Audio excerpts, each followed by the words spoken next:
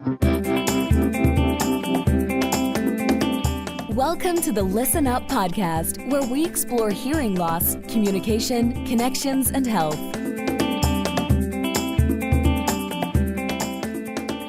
Hi, everybody. Dr. Mark Sims here. I'm the host of the Listen Up podcast, where I feature top leaders in healthcare. Past guests include Mason Walker and Dr. Mark Strasser. This episode is brought to you by Arizona Hearing Center. I help patients to effectively treat their hearing loss so they can connect better with their families and friends and remain independent.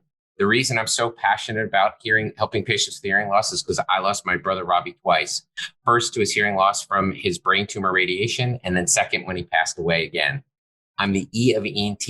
I'm an ear, nose, and throat who only takes care of ear disorders. I've done over 10,000 surgeries over the past 20 years. I'm passionate about hearing loss. I'm the founder of Arizona Hearing Center.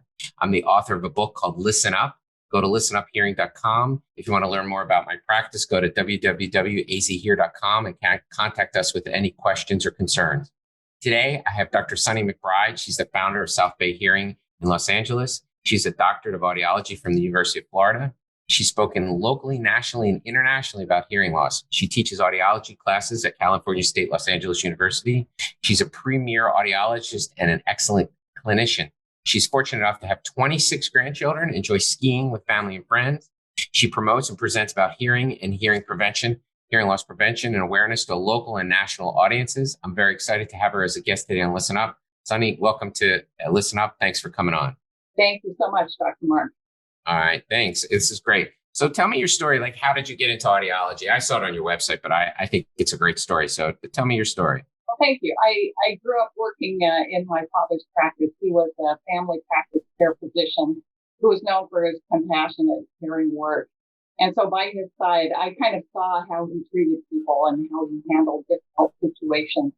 Of course, I wanted to follow my dad's example, and so I planned to go to medical school, but then I met a really cute guy and got married too soon after my junior year of college, and decided I'd rather be a wife and a mom and not go through 8 more years of education. So my dad suggested I switch to audiology. I had no idea what it was.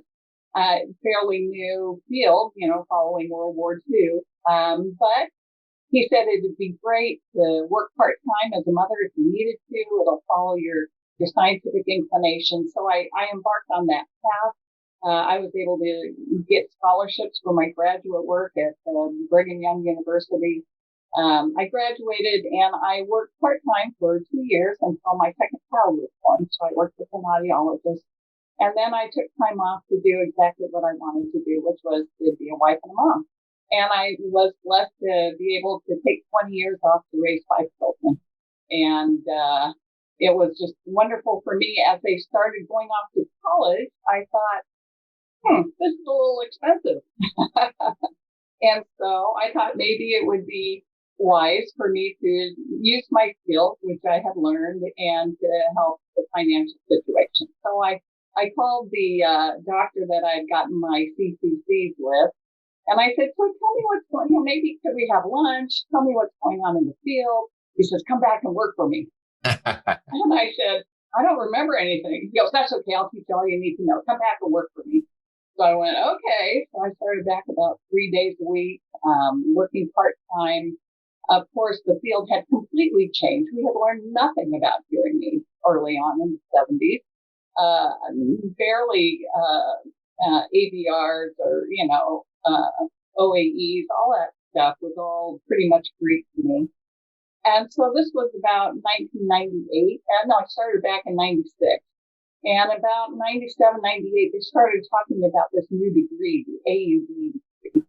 And I thought about that, and I thought, I think that would be a really good way for me to elevate my skills and make them current. So I was in about the second class that the University of Florida offered. We did it remotely here at the House Institute in Los Angeles. Met great people there, some of whom have been Audiology members, and we've been able to continue the relationship over the years. But in 2000, I was able to get my AUD degree. I continued working for the gentleman that I originally came back to work for. And then I got approached by a group of internists in our community. And they said, we would like you to come and open up an audiology clinic in our clinic. We're doing ancillary testing and services. So I told my boss, I said, you put audiologists in other small offices. Perhaps you might want to consider putting an audiologist in their office. Well, he didn't do anything about it. And about 6 months later, they contacted me again and said, no, we're really interested in having you come to work for us. And so I approached my boss again, and he said, I think that would be a good part of your development to move on and to, and I went, really? I thought I was going to be buried in his backyard. I thought we were a family. But he said, go, and it was a good opportunity. But instead of just leaping into that, I looked around to see what else was available. I was going through a divorce. I considered moving out of state. In the end, I found a very small practice in my community that was available for purchase. So I weighed the options. Do I work for 13 doctors? Do I work for myself? And I decided to work for myself. So I got married in September. I bought a business in October. And my husband, who has an MBA background, and I have been doing the business together for 13 years. We started off with one office and one secretary. The previous owner told me about the secretary. He said, her best quality is she will lie for you. And I said, oh, great. And lie to you, but I don't know. Yeah. And I think it was because he was always late and she was always making up excuses. But anyway, we started with that very humble beginning. And over the years, I was able to add audiologists. Joining Audiology was fantastic. They helped me to grow my business more. We can talk about that. I now have 2 offices. I have 5 doctors of audiology that work for me. I actually stopped seeing patients about 1.5 years ago. So that was another big change for me. Managing the business now. It's been a great ride. I love doing what I do. Never planned on doing it, but hey, you never know where life takes you, right? Yeah, that's great. That's a great story. I mean, going out on your own, that's awesome. It's putting your own stake in the ground. So tell me, so you have your own practice. Like what was the biggest turning point in your practice? So you have this little office, you, secretary, your husband running a practice. So as you've gone from there, from that start to this, what would you consider the biggest turning point in your practice? Well, there are some milestones. And I think the first hurdle that individual professionals need to get over is you don't have all the magic. You can hire someone, you can train them to be as good as you are. And so that loss of control is something that some people have a lot of difficulty with. But I was able to do that. So I hired my first employee. We expanded into a new office, got a second another professional working for me. My kids were all in business and they said, Mom, have you read the E-Myth? And I said, what's that? So I read the book and it talked about the importance of systems. And KPI tracking and doing all these things. And I thought, I understand what you're saying, but I don't know how to do this. I don't know, do you put a scratch paper by the receptionist's phone and so she's tallying what she's doing? I felt like I had reached the maximum of what I could do. I have no business training. And I had grown to 3 healthcare professionals. We were doing about 1.7 million. And it was all I could do. And then Audiology came knocking on my door. And I just wasn't, I just wasn't really sure about them. So we were at a AAA meeting and I told my husband to go be the spy. I said, now you wander over to this booth and you start talking to these people and you tell me what you think about them. And he came back and he said, I think you need to talk to these people. And so through Audiology, my practice has really flourished. They taught me how to do KPIs. They taught me how to do regular reports and how to analyze financials and how to build a team. And they just took it all to the next level for me. And so that's when I was, they first said maximize your own 4 walls. That's a very important principle. So we've done 2 build outs at our main location now. And so I have 4 doctors of audiology there. I expanded to a second office where I have 1 doctor of audiology now. So learning how to manage all those things. I was a marketer from the very beginning. I knew the importance of that, but just all the business systems, I just couldn't have done it without Audiology. No, that's great. So, everybody usually has what I consider like a couple of memorable patient stories that were impactful or kind of where you're like, wow, this is great what I'm doing, or I really get it, or they get it. Tell a story like one of those stories. I'm sure you have a bunch given. Yeah. It never ceases to amaze me when you have people who break down in your office who say, I never thought I would ever feel like this again. We early got into providing lyric hearing aids for people. And so to take people who had worn clunky hearing aids their whole lives and to insert something down deep in their ear where they could not only hear better, but feel normal again, watching them was just amazing. And I've been doing this long enough now that our patients are getting older and passing on and things like that. I guess I don't have a specific that's coming to mind right now, but the work that we do is just so fulfilling. If you're a junkie like I am, for people, for appreciation, it's just wonderful work. No, I mean, I think there are a lot of people outside of hearing that don't realize it's a tissue-worthy hearing or a care area, right? People are, well, I said, well, if you know the impact and then people have it reversed, it's a very happy moment. Or when they're realizing they just have hearing loss, it's a very sad moment. Yeah. So. I did have one lyric patient who came in and his wife was just like, I'm so done with this man's hearing loss, Yeah. and he was actually an Indy 500 race car champion and had been around, noise his whole life. And so to finally put some lyrics on him where he could actually communicate in here again, he sent us all of his car friends. That was really fun. That's great. So tell me about your hearing care process. Like, so a patient comes in and what's that like in terms of like, what's your own personal spin on it, When I started this business, I had a very good mentor who sent me on my way.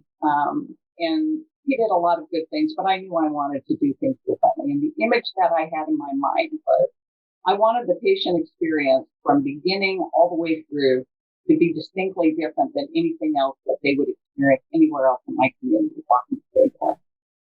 From the moment they picked up the phone and talked to someone in my office to the moment they walked in the door, I wanted it to look impressive. I wanted it to be impressive. I wanted it to be warm and friendly.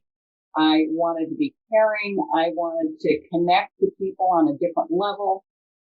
So I had that image in my mind of the visual and the cultural things that we were trying to project. And then how do you put that into practice though? Like, so for instance, on the phone, not that you don't, but like, so what are those things?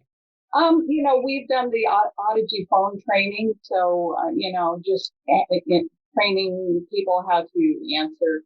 I like to hire people who have music in their voice when they talk to people, who are kind and compassionate and caring and pull the seeds, the crumbs, the Audiology talks about. Don't just answer the question that people ask you. Turn around and start asking them questions and gain control of the conversation and draw information out. Because the more people are talking, the more they like you because they get to talk about themselves and, to get more information to solve the problem. So, I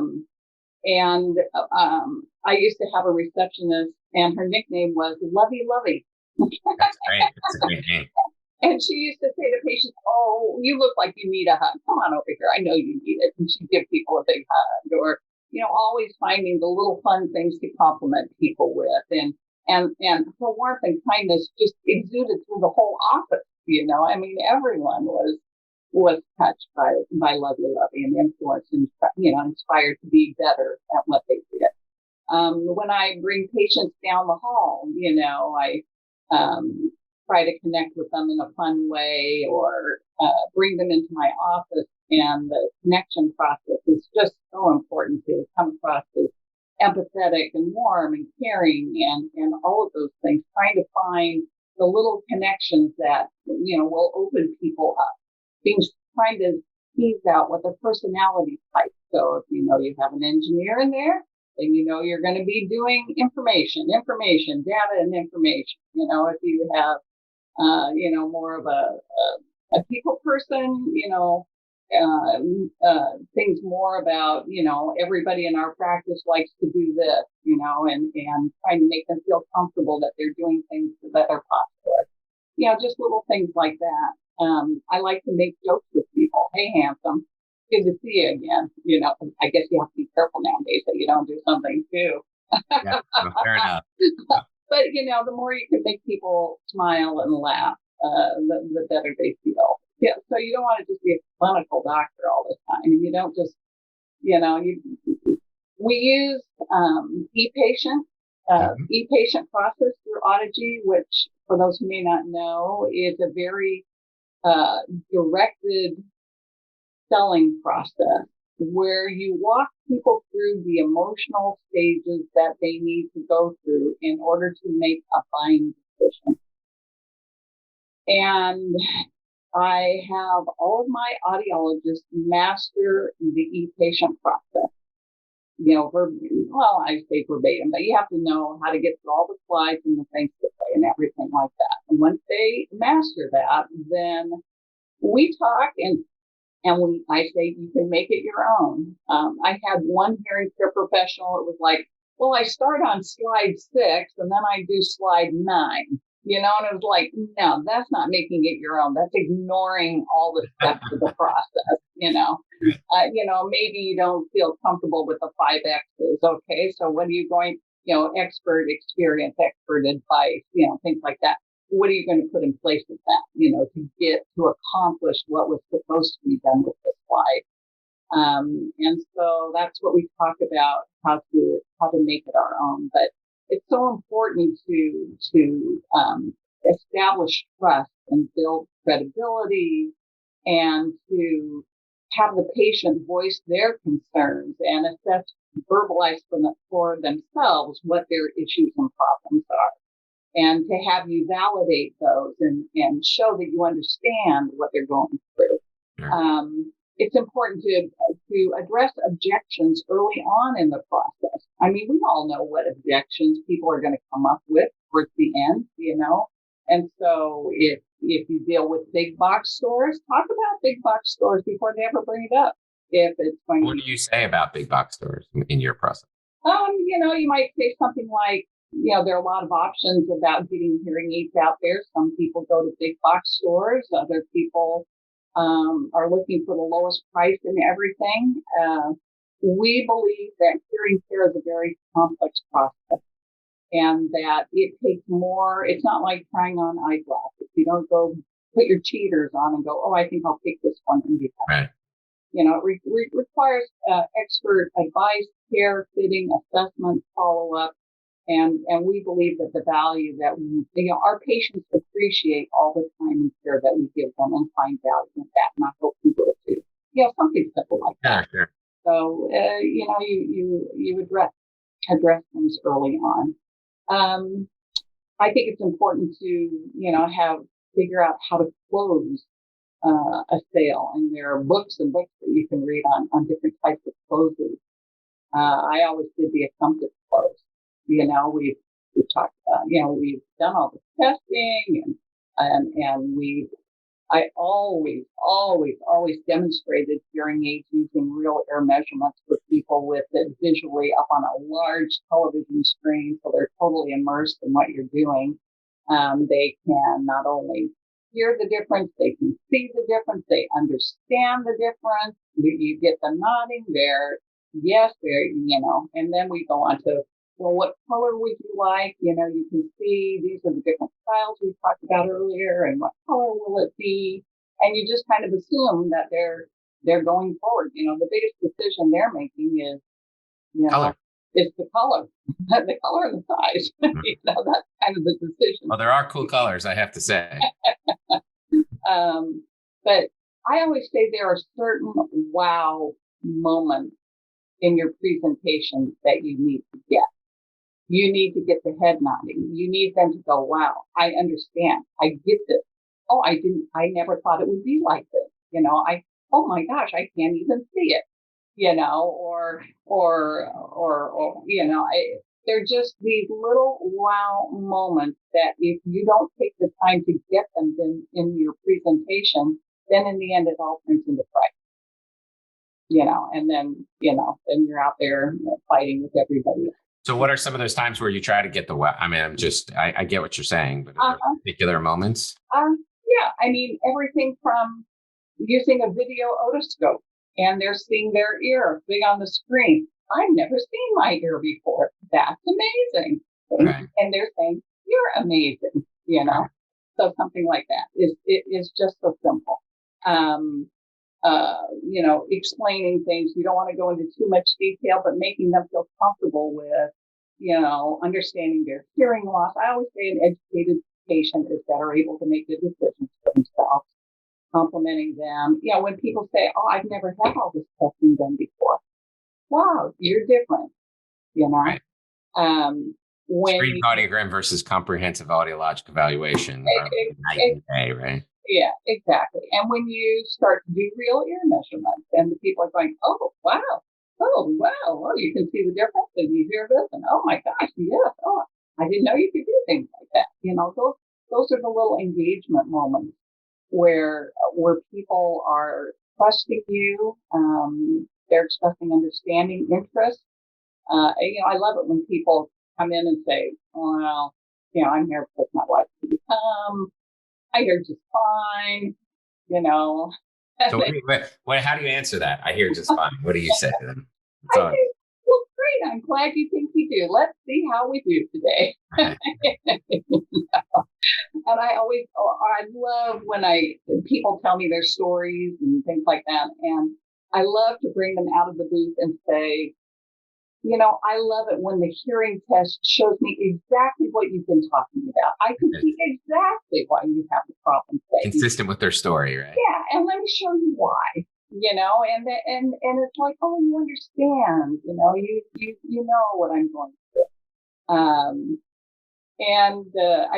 Like I said, I just love doing the real ear measurements, and I mean, when you do this long enough, you know what you're going to say, and you know what they're going to say, and you can just lead people down the path, and it's not dishonest. It's a very positive experience, and you're really helping people make decisions which will make a difference in their life. You're caring for them. This is care. They come to you for help, right? And so to be able to build that trust and help them make it as easy as possible, to make it as fun as possible. I remember when in my first office, when it was my husband sitting at the front desk helping out sometimes, at the end of the day, he said, what do you do back there? And I said, why? And he goes, well, I watch people out in the parking lot and they're kind of grumpy and they're not happy, and they come in. He said, by the time you walk out the door, you have them laughing and smiling, and they just paid with a big check. What do you do? I feel like saying, well, I got you. Well, you transform them. That's what you do. Yeah, exactly. And they have hope. I had two grandfathers who had severe hearing loss back in the 80s before there were wonderful hearing aids, and I saw what it does to families, Yeah. and how sad it was for these people who live, in isolation. And, my one granddad would sit at the Thanksgiving table and he slowly turned his hearing aid up, and pretty soon Grandma would say, you're whistling, Pop, you're whistling. So then he'd turn it down, and he'd just sit there and he couldn't hear, and then he'd just work it back up a little bit because he wanted to participate, and it just breaks my heart when I think about it now. So anything I can do to help people get over that, blesses my life as well. No, that's really wonderful. And so, all right, so you obviously have a great process rapport. That's why you're one of the tops. And so now they come first fitting or first, what we call the day they get fitted for their hearing aids, the first day. What's that like with you? What type of things do you look for, and what do you tell them? One thing, let me go back to my process. The way it works in my office, I believe in not moving people. And so when people come in, they go into one room, the audiologist is there. He's got all the equipment he needs to perform the experience. He's got hearing testing in a booth. He's got video cameras. He can do everything from soup to nuts without moving people out of the chair. So you have a booth in every room? I do. Mm-hmm. Oh, that's great. Oh, they're more like insulated closets with glass doors, right. And so it's very comfortable for people, but they're not expensive. And I dabbled at times with trying to fit people the day of the consultation, and I found that was just so stressful. It was a lot to process, right? Yeah. It's just too much, for a person. So I have elected that, everybody, your hearing aids are going to be here in 2 weeks, even if I've got them sitting on the shelf, Okay, interesting. Strange circumstance. It just gives us all time to process and get our systems. Do you do anything during those 2 weeks? Just get the orders and make sure you don't disappoint anybody when their appointment arrives. Right. Make sure you got the devices when the time arrives. Right. So when the patients come back, we're thinking now about pre-programming hearing aids. We weren't doing that before because it was just so easy to program them, but now there's so many updates that need to be done that take time.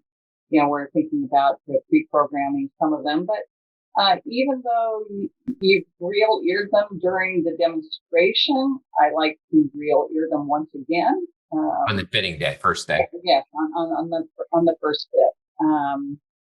Generally, based on the articles I've read about, do you start below target or above target? Where do you start and where do you end up? It's better to start at target and turn it down a little bit if you have to, as opposed to starting low and gradually working up because you never get to target. Because if they can tolerate target on first day, then you're set, right? And you're done. And they've got great hearing and things like that. So yeah, we try to start at target. But of course, make things comfortable for people. And, just do the orientation right there. We allow an hour and a half for our new patient consultation.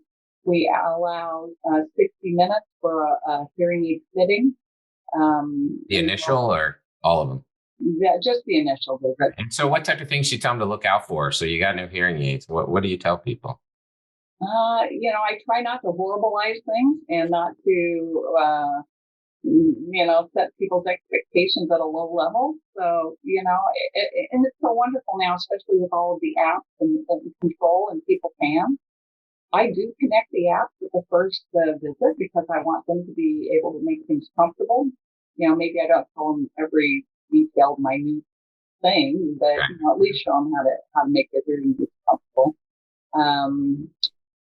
We may or may not have talked about accessories before that time. If they need a TV device or something, that's probably going to come later on.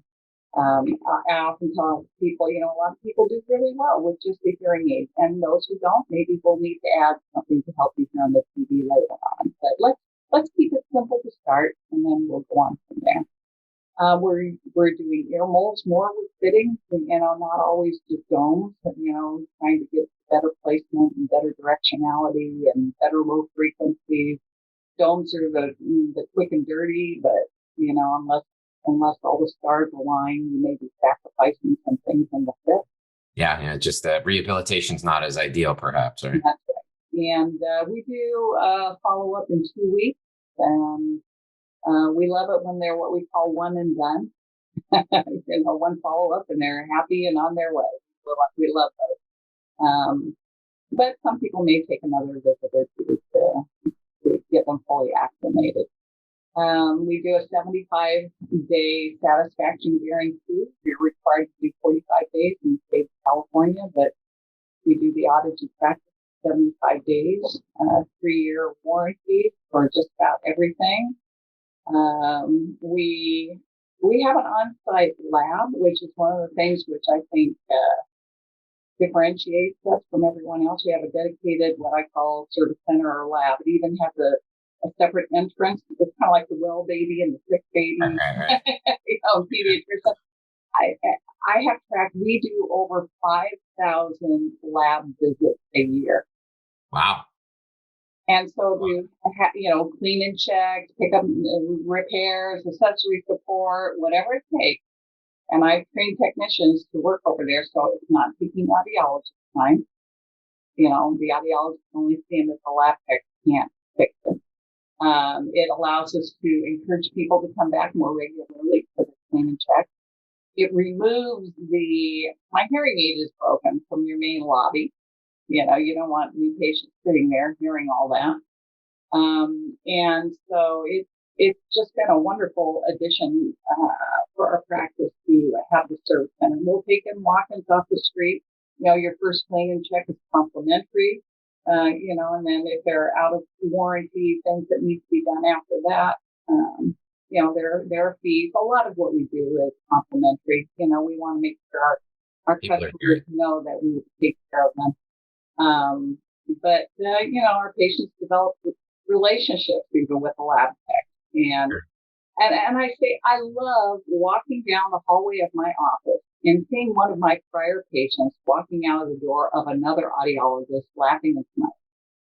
Because I know the handoff has occurred and everybody's happy, and that just really delights me. I've been fortunate to have superior audiologists, who are just, wonderful right now. My 5 audiologists are all men. I didn't plan it that way. It just turned out that way. 2 of them have significant hearing loss and have worn hearing aids their whole life. And that's great. Yeah, so that's great for trying out new products. We're really connecting with patients. Everybody has their own gift. I'm a warm, fuzzy person who wants everybody to like me. Okay, I admit it. That's who I am, and that's how I treat my patients. I had a successful audiologist and it was like, you want a new hearing aid? I don't know, prove it to me. It works, right? That's who they are. It works. Yeah.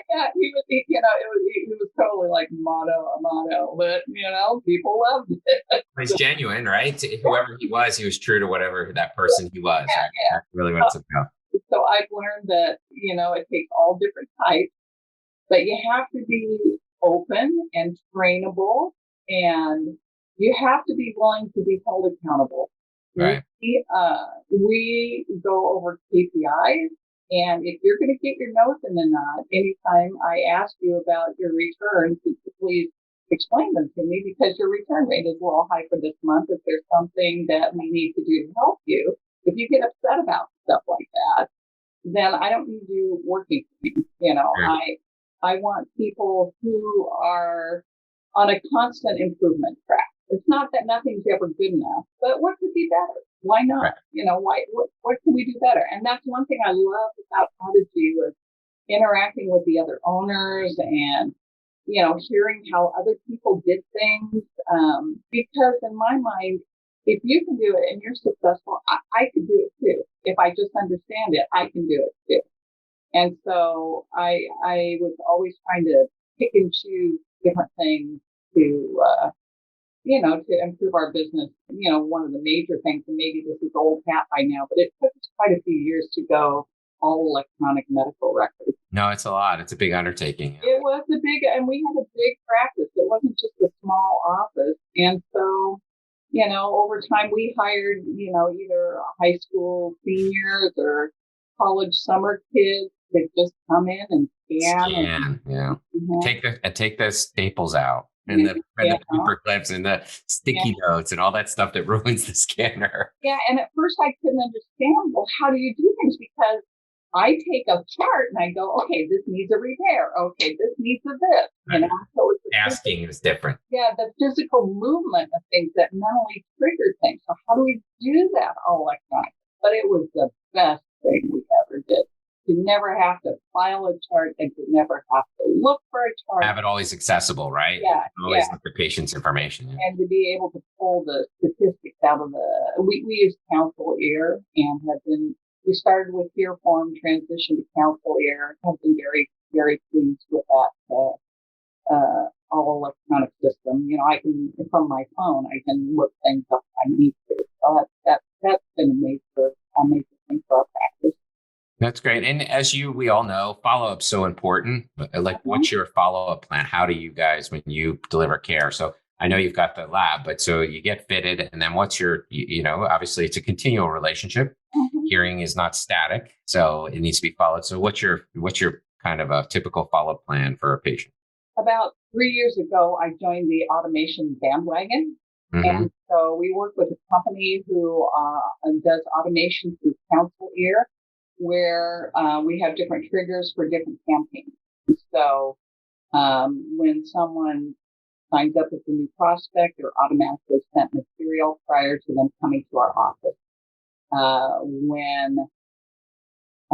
When they're fit with hearing aids, they automatically receive some brownies in the mail. Thank you for, working with us. 2 or 3 times a year, we send out postcards saying it's time for your cleaning check. Come to our lab. So, and then we send out annual audio messages. We want to make sure that, if they get to 18 months, 2 years, and they haven't been back to your clinic, you're losing them, Right. So we want to make sure that we go out of our way to try to contact these people and bring them back. We want, aside from some of the big box stores who don't really want to see you, we want to see you and make sure that things are working well for you. We do birthday cards. We do reminders for warranty expirations. So people come in, we can renew their warranty. We will renew them one time through the 4th year. We used to offer 2 years of warranty renewal, so we don't do that anymore. Yeah. So, we do that. We do upgrade campaigns. Once your hearing aids are over 3 years old, get put into our upgrade campaign cycle. So if you have to think about it, it's not going to happen. If the more you can automate, the more you're sure that you can get consistent care. We have implemented texting capabilities. I have an outbound call person who's responsible for, managing text messages, personal, more personal things. I'm not the automated, you've got an appointment coming. Those are automated. But, some of them, even for different campaigns, like for an upgrade campaign, I might mail you a letter. And then a few days later, if you haven't responded, you'll get an email. And then you'll get a text. And maybe another email. And then another text. And then a phone call if you haven't responded by then. So it's a whole process that has little steps in it that are automated, ultimately with a phone call from a live person. And so that's been working really, really well for us. That's great. So what's your favorite part of your day? Your work day? What's the favorite part of my day? That's very interesting. Meeting or? Well, when I was doing patient care, it was all just, great to take care of people. Now I'm happy when I get to a 0 inbox. Fair enough. In Outlook, I think I've been out of town for 10 days. I've got 80 to go. Today is Saturday, and I've got 80 to go when we're done with this. So. You're digging out. Yes, exactly. Good for you. Well, this has all been great stuff. I really appreciate you sharing your excellent experience with us and everything. It's always great to talk to a master of the craft, right? Somebody who really has kind of figured this out and provides awesome care. And that's what it sounds like you do at South Bay Hearing. So to the audience, we've been talking to Dr. Sunni McBride of South Bay Hearing. Sunni, how do people get a hold of you or learn more about you? Sure. Our website is southbayhearing.com. I'm available at Sunni, which is SUNNI, at southbayhearing.com. I'd be happy to answer any questions that anybody has. Great. thanks again for coming on. It's been wonderful. I appreciate it. And I hope you get through all those emails. I know it's a lot to dig out. Thank you so much. Thanks for tuning in to the Listen Up podcast. We'll see you again next time, and be sure to click subscribe to get updates on future episodes.